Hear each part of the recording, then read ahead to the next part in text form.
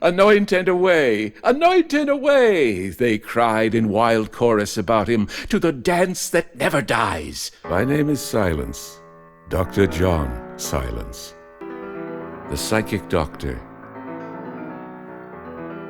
Case 2, Ancient Sorceries.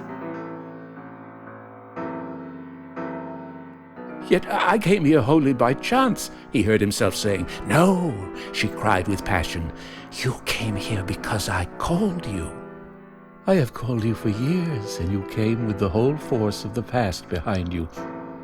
You had to come, for I own you, and I claim you." She rose again and moved closer, looking at him with a certain insolence in her face, the insolence of power. The sun had set behind the towers of the old cathedral, and the darkness rose up from the plain and enveloped them. The music of the band had ceased.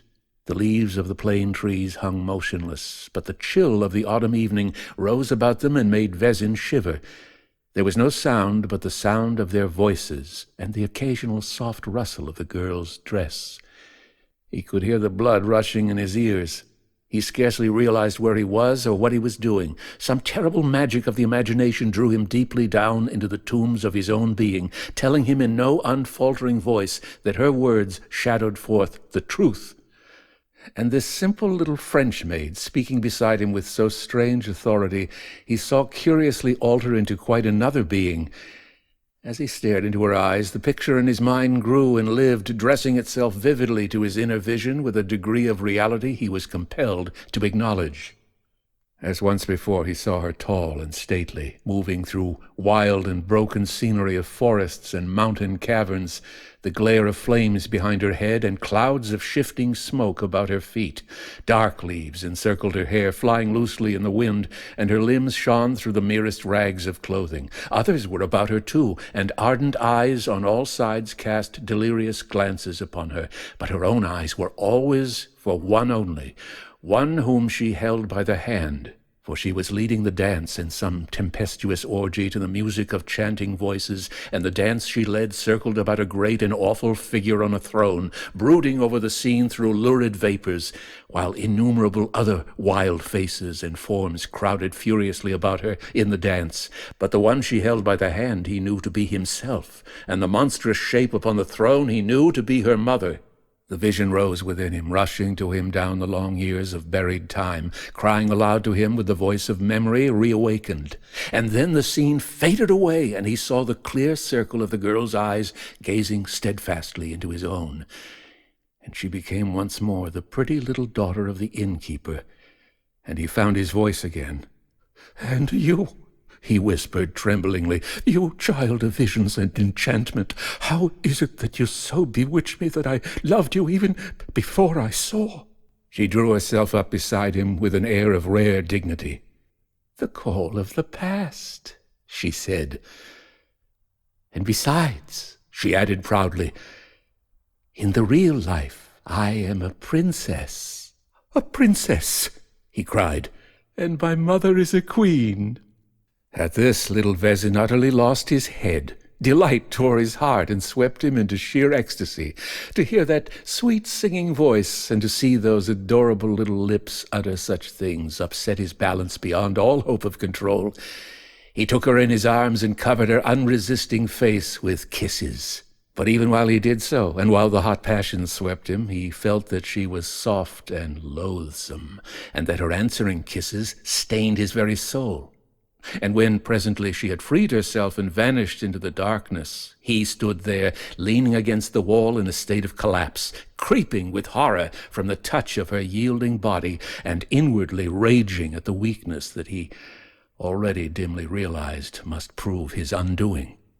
And from the shadows of the old buildings into which she disappeared, there rose in the stillness of the night a singular, long-drawn cry, which at first he took for laughter, but which later he was sure he recognized as the almost human wailing of a cat. 5. For a long time Vezin leant there against the wall, alone with his surging thoughts and emotions. He understood at length that he had done the one thing necessary to call down upon him the whole force of this ancient past. For in those passionate kisses he had acknowledged the tie of olden days, and had revived it. And the memory of that soft, impalpable caress in the darkness of the inn corridor came back to him with a shudder. The girl had first mastered him, and then led him to the one act that was necessary for her purpose. He had been waylaid after the lapse of centuries, caught and conquered.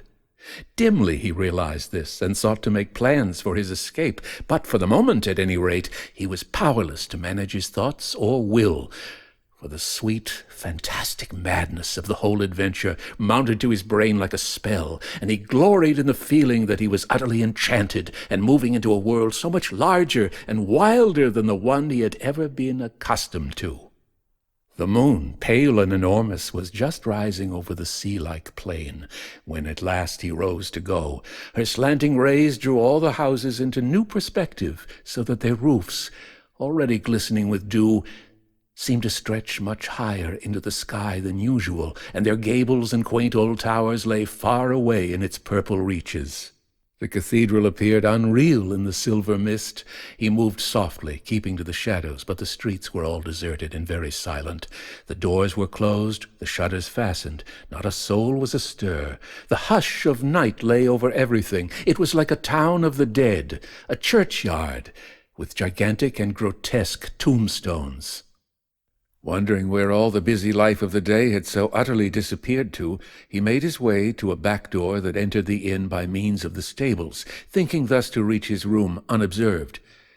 He reached the courtyard safely, and crossed it by keeping close to the shadow of the wall. He sidled down it, mincing along on tiptoe, just as the old men did when they entered the salle à manger. He was horrified to find himself doing this instinctively. A strange impulse came to him, catching him somehow in the center of his body, an impulse to drop upon all fours and run swiftly and silently. He glanced upwards, and the idea came to him to leap upon his window-sill overhead instead of going round by the stairs. This occurred to him as the easiest and most natural way. It was like the beginning of some horrible transformation of himself into something else. He was fearfully strung up. The moon was higher now, and the shadows very dark along the side of the street where he moved. He kept among the deepest of them, and reached the porch with the glass doors. But here there was light. The inmates, unfortunately, were still about. Hoping to slip across the hall unobserved and reach the stairs, he opened the door carefully and stole in. Then he saw that the hall was not empty. A large, dark thing lay against the wall on his left. At first he thought it must be household articles. Then it moved, and he thought it was an immense cat, distorted in some way by the play of light and shadow. Then it rose straight up before him, and he saw that it was the proprietress. What she had been doing in this position he could only venture a dreadful guess, but the moment she stood up and faced him, he was aware of some terrible dignity clothing her about that instantly recalled the girl's strange saying that she was a queen. Huge and sinister, she stood there under the little oil lamp, alone with him in the empty hall. Awe stirred in his heart and the roots of some ancient fear. He felt that he must bow to her and make some kind of obeisance. The impulse was fierce and irresistible, as of long habit. He glanced quickly about him. There was no one there. Then he deliberately inclined his head towards her. He bowed. "Enfant, finally, Monsieur has decided. It's good, then. I'm happy." Her words came to him sonorously, as though through a great open space. Then the great figure came suddenly across the flagged hall at him and seized his trembling hands. Some overpowering force moved with her and caught him. "We could do a little tour together, could we no? We are going there tonight, and we have to practice. Come here. Come quickly." And she whirled him round in the opening steps of some dance that seemed oddly and horribly familiar. They made no sound on the stones, this strangely assorted couple. It was all soft and stealthy, and presently, when the air seemed to thicken like smoke, and a red glare as of flame shot through it, he was aware that someone else had joined them, and that his hand the mother had released was now tightly held by the daughter. Ilse had come in answer to the call, and he saw her with leaves of vervain twined in her dark hair, clothed in tattered vestiges of some curious garment, beautiful as the night, and horribly, odiously, loathsomely seductive. "To the Sabbath! To the Sabbath!" they cried. "On to the witches' Sabbath!" Up and down that narrow hall they danced, the women on each side of him, to the wildest measure he had ever imagined, yet which he dimly, dreadfully remembered, till the lamp on the wall flickered and went out, and they were left in total darkness, and the devil woke in his heart with 1,000 vile suggestions and made him afraid. Suddenly they released his hands, and he heard the voice of the mother cry that it was time, and they must go. Which way they went he did not pause to see. He only realized that he was free, and he blundered through the darkness till he found the stairs, and then tore up them to his room as though all hell was at his heels. He flung himself on the sofa, with his face in his hands, and groaned, swiftly reviewing a dozen ways of immediate escape, all equally impossible. He finally decided that the only thing to do for the moment was to sit quiet and wait. He must see what was going to happen. At least in the privacy of his own bedroom, he would be fairly safe. The door was locked. He crossed over and softly opened the window which gave upon the courtyard, and also permitted a partial view of the hall through the glass doors. And as he did so, the hum and murmur of a great activity reached his ears from the streets beyond, the sound of footsteps and voices muffled by distance. He leaned out cautiously and listened. The moonlight was clear and strong now, but his own window was in shadow, the silver disk being still behind the house. It came to him irresistibly that the inhabitants of the town, who a little while before had all been invisible behind closed doors, were now issuing forth, busy upon some secret and unholy errand. He listened intently. At first everything about him was silent, but soon he became aware of movements going on in the house itself. Rustlings and cheepings came to him across that still moonlit yard. A concourse of living beings sent the hum of their activity into the night. Things were on the move everywhere. A biting, pungent odor rose through the air, coming he knew not whence. Presently his eyes became glued to the windows of the opposite wall, where the moonshine fell in a soft blaze.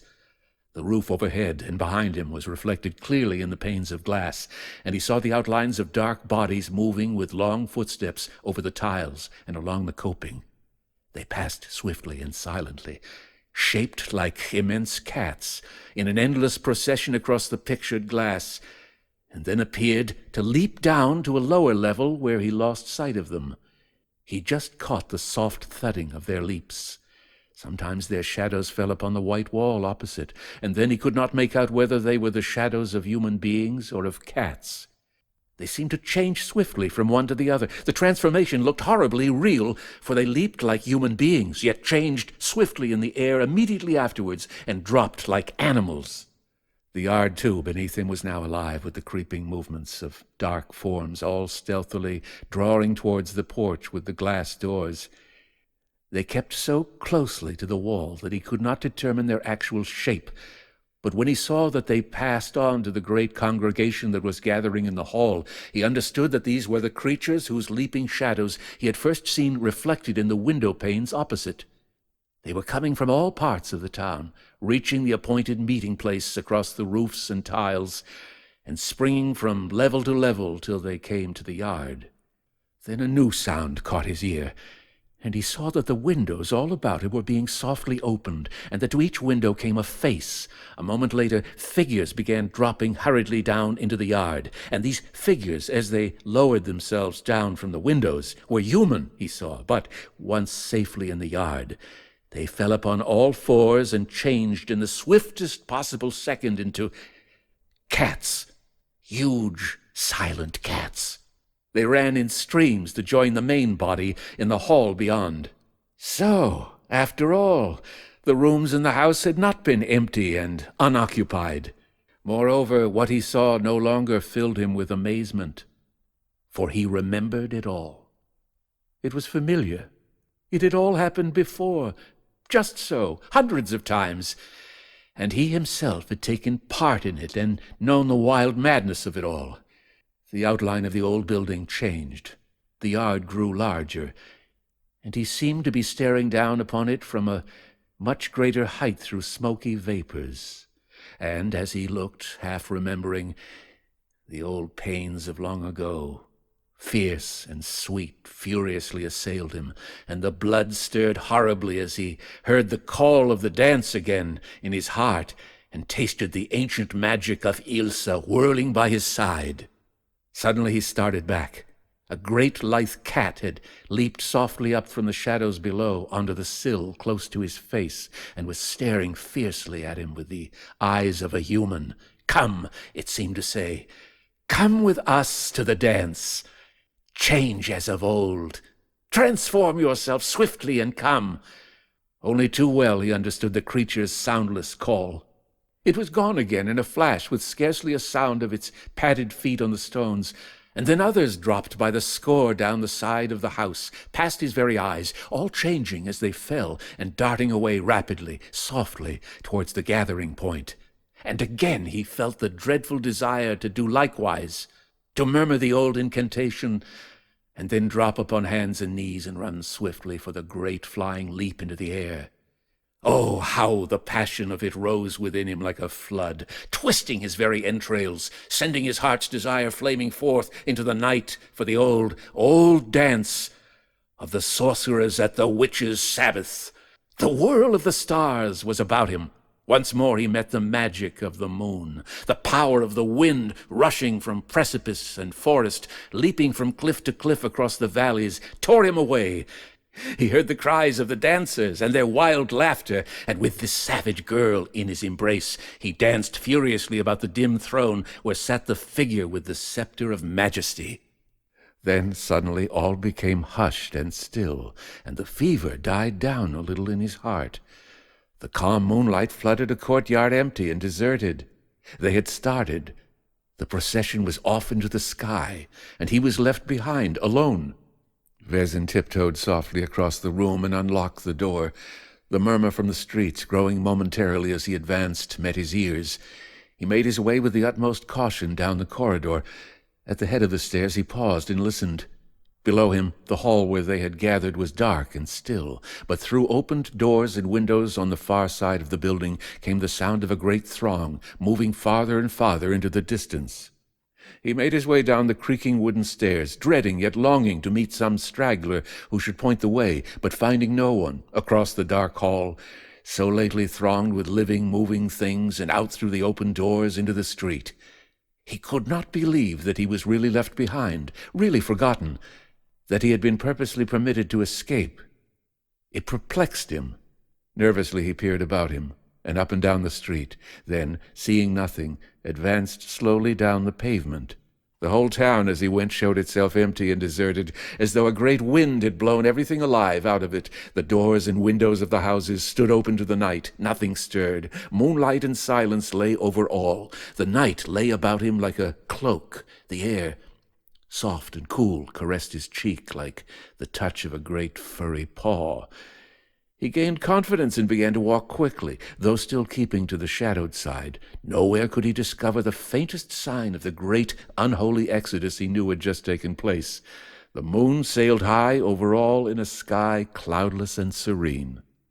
Hardly realizing where he was going, he crossed the open marketplace and so came to the ramparts, whence he knew a pathway descended to the high road, and along which he could make good his escape to one of the other little towns that lay to the northward, and so to the railway.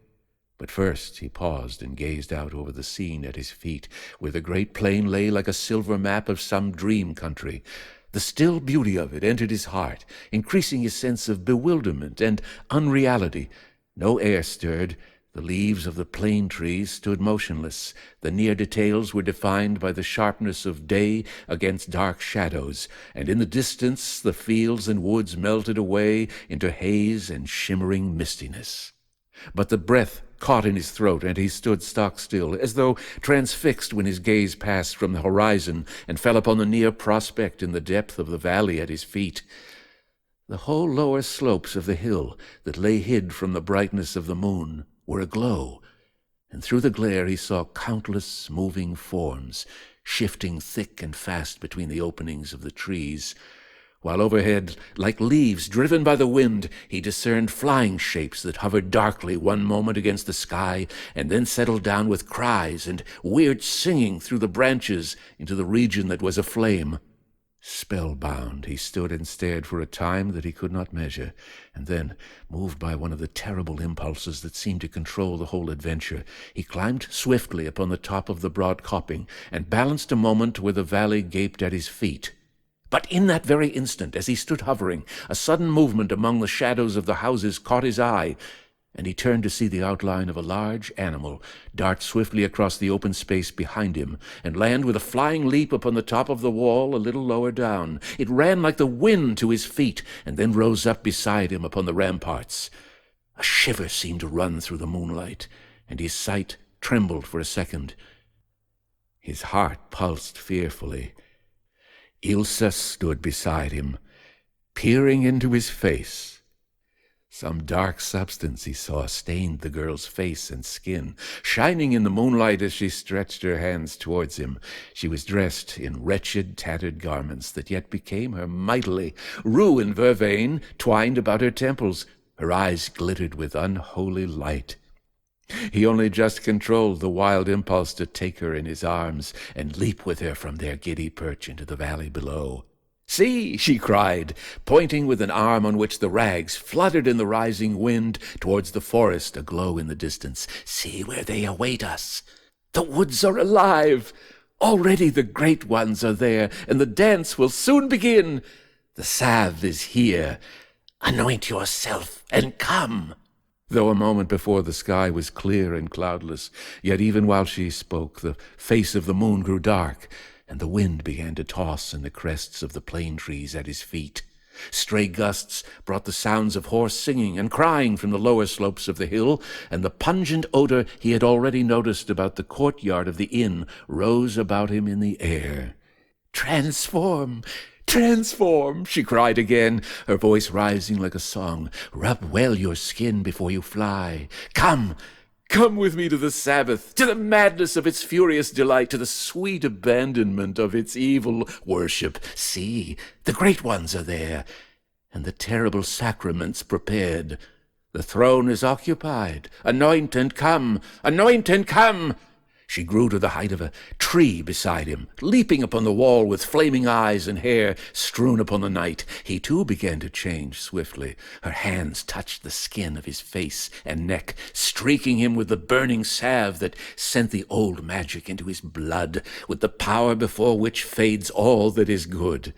A wild roar came to his ears from the heart of the wood, and the girl, when she heard it, leaped upon the wall in the frenzy of her wicked joy. "Satan is there!" she screamed, rushing upon him and striving to draw him with her to the edge of the wall. "Satan has come! The sacraments call us!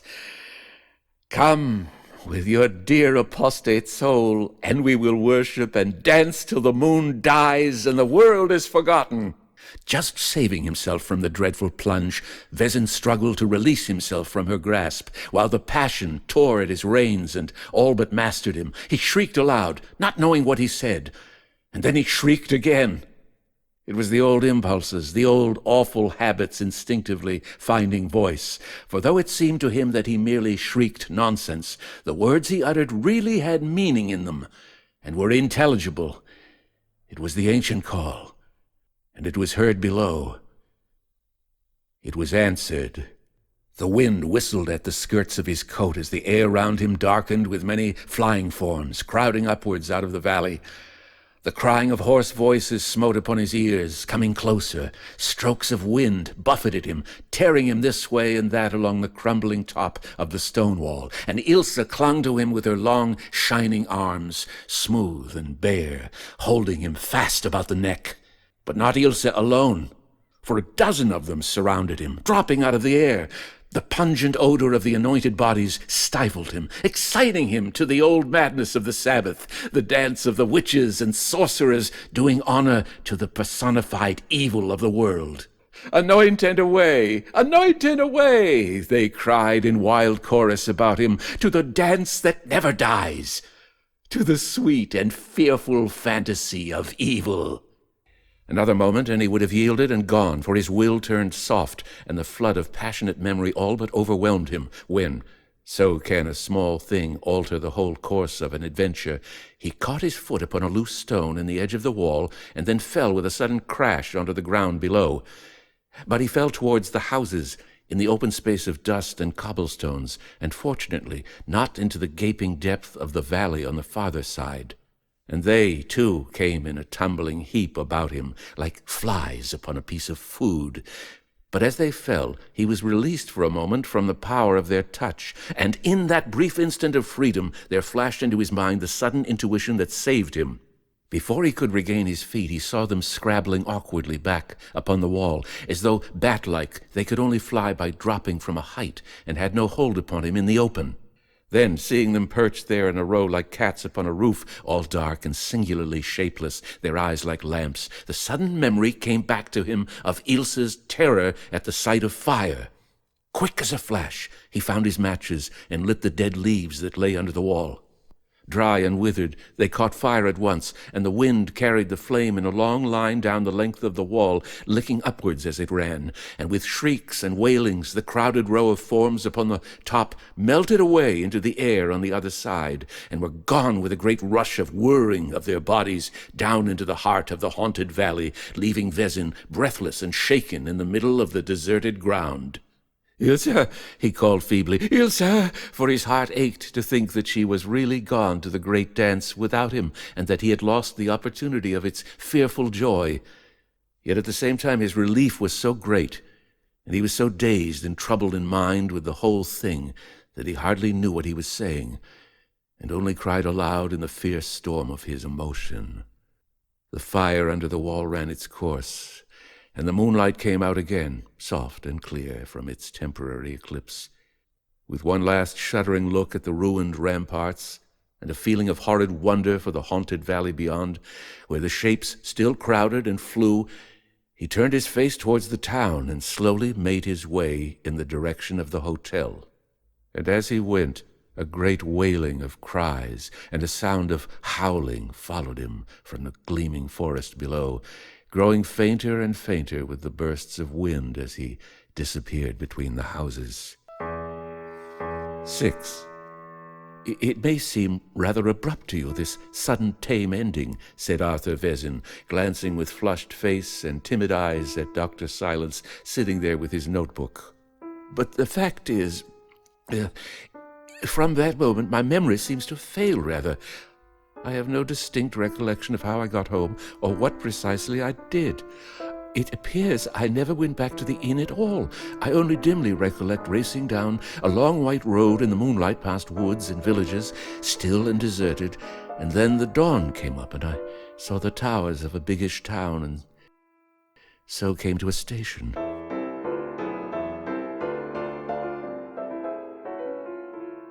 But long before that I remember pausing somewhere on the road and looking back to where the hill town of my adventure stood up in the moonlight, and thinking how exactly like a great monstrous cat it lay there upon the plain, its huge front paws lying down the two main streets, and the twin and broken towers of the cathedral marking its torn ears against the sky. The picture stays in my mind with the utmost vividness to this day. Another thing remains in my mind from that escape, namely, the sudden sharp reminder that I had not paid my bill, and the decision I made, standing there on the dusty high road, that the small baggage I had left behind would more than settle for my indebtedness. For the rest, I can only tell you that I got coffee and bread at a cafe on the outskirts of this town I had come to, and soon after found my way to the station and caught a train later in the day. That same evening I reached London. "And how long altogether," asked John Silence quietly, "do you think you stayed in the town of the adventure?" Vezin looked up sheepishly. I was coming to that," he resumed, with apologetic wrigglings of his body. "In London I found that I was a whole week out in my reckoning of time. I had stayed over a week in the town, and it ought to have been September 15th, instead of which it was only September 10th. "So that, in reality, you had only stayed a night or two at the inn?" queried the doctor. Vezin hesitated before replying. He shuffled upon the mat. "I must have gained time somewhere," he said at length. "Somewhere or somehow. I certainly had a week to my credit. I can't explain it. I can only give you the fact." "And this happened to you last year, since when you have never been back to the place?" "Last autumn, yes," murmured Vezin. "And I have never dared to go back. I think I never want to." "And tell me," asked Dr. Silence at length, when he saw that the little man had evidently come to the end of his words and had nothing more to say, "had you ever read up on the subject of old witchcraft practices during the Middle Ages? Or been at all interested in the subject?" "Never," declared Vezin emphatically. "I had never given a thought to such matters, so far as I know. Or to the question of reincarnation, perhaps? Never, before my adventure. But I have since," he replied significantly. There was, however, something still on the man's mind he wished to relieve himself of by confession, yet could with difficulty bring himself to mention, and it was only after the sympathetic tactfulness of the doctor had provided numerous openings that he at length availed himself of one of them, and stammered that he would like to show him the marks he still had on his neck where, he said, the girl had touched him with her anointed hands. He took off his collar after infinite fumbling hesitation, and lowered his shirt a little for the doctor to see, and there, on the surface of the skin, lay a faint reddish line across the shoulder and extending a little way down the back towards the spine. It certainly indicated exactly the position an arm might have taken in the act of embracing. And on the other side of the neck, slightly higher up, was a similar mark, though not quite so clearly defined. "That was where she held me that night on the ramparts," he whispered, a strange light coming and going in his eyes. It was some weeks later when I again found occasion to consult John Silence concerning another extraordinary case that had come under my notice, and we fell to discussing Vezin's story. Since hearing it, the doctor had made investigations on his own account, and one of his secretaries had discovered that Vezin's ancestors had actually lived for generations in the very town where the adventure came to him. 2 of them, both women, had been tried and convicted as witches, and had been burned alive at the stake. Moreover, it had not been difficult to prove that the very inn where Vezin stayed was built about 1700 upon the spot where the funeral pyres stood, and the executions took place. The town was a sort of headquarters for all the sorcerers and witches of the entire region, and after conviction they were burnt there, literally by scores.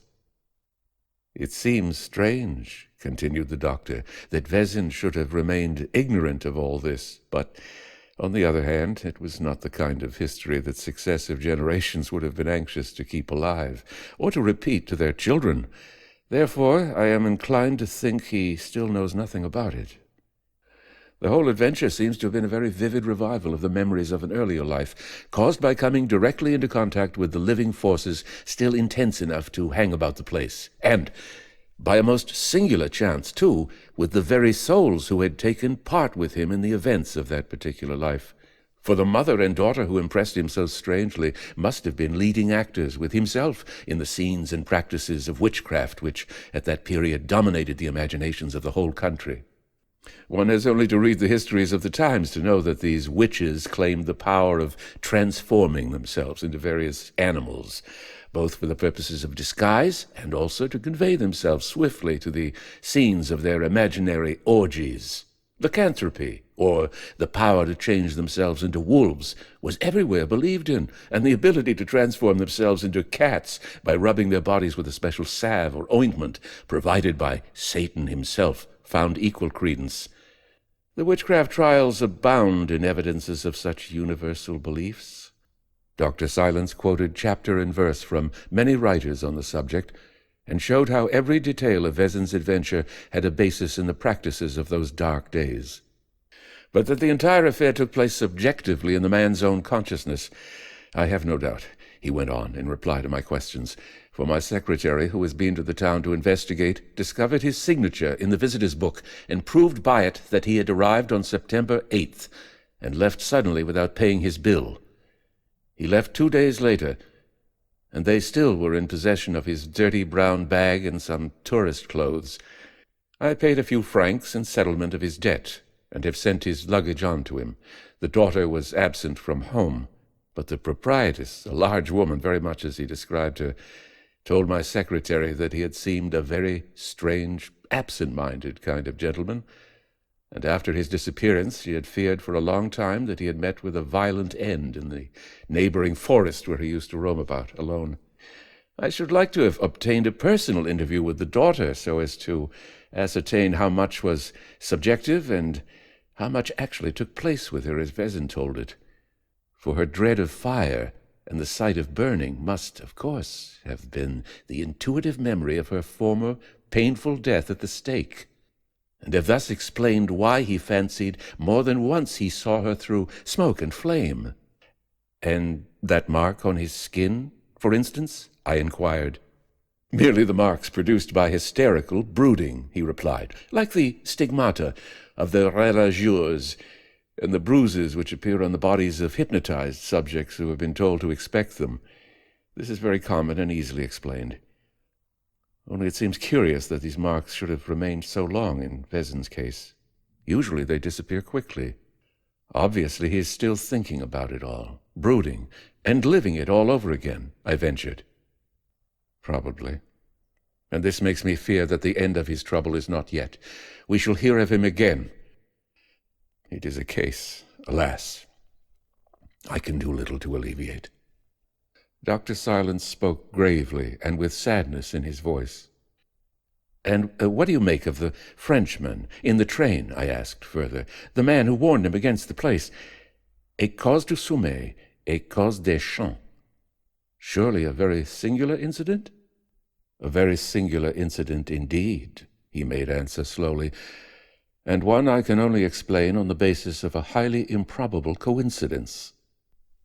Namely, that the man was one who had himself stayed in the town and undergone there a similar experience. I should like to find this man and ask him. But the crystal is useless here, for I have no slightest clue to go upon, and I can only conclude that some singular psychic affinity, some force still active in his being out of the same past life, drew him thus to the personality of Vezin and enabled him to fear what might happen to him, and thus to warn him as he did. Yes, he presently continued, half talking to himself, I suspect in this case that Vezin was swept into the vortex of forces arising out of the intense activities of a past life, and that he lived over again a scene in which he had often played a leading part centuries before. For strong actions set up forces that are so slow to exhaust themselves, they may be said in a sense never to die. In this case, they were not vital enough to render the illusion complete, so that the little man found himself caught in a very distressing confusion of the present and the past. Yet he was sufficiently sensitive to recognize that it was true, and to fight against the degradation of returning, even in memory, to a former and lower state of development. Ah, yes, he continued, crossing the floor to gaze at the darkening sky, and seemingly quite oblivious to my presence. Subliminal uprushes of memory like this can be exceedingly painful, and sometimes exceedingly dangerous. I only trust that this gentle soul may soon escape from this obsession of a passionate and tempestuous past. But I doubt it. I doubt it. His voice was hushed with sadness as he spoke, and when he turned back into the room again, there was an expression of profound yearning upon his face. The yearning of a soul whose desire to help is sometimes greater than his power.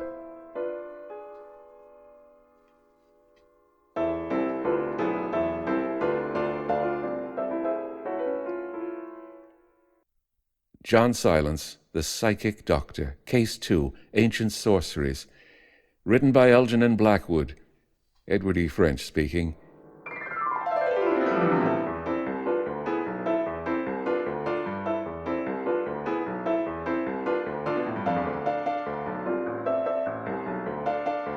A copyright exists on all recordings issued by Edward E. French.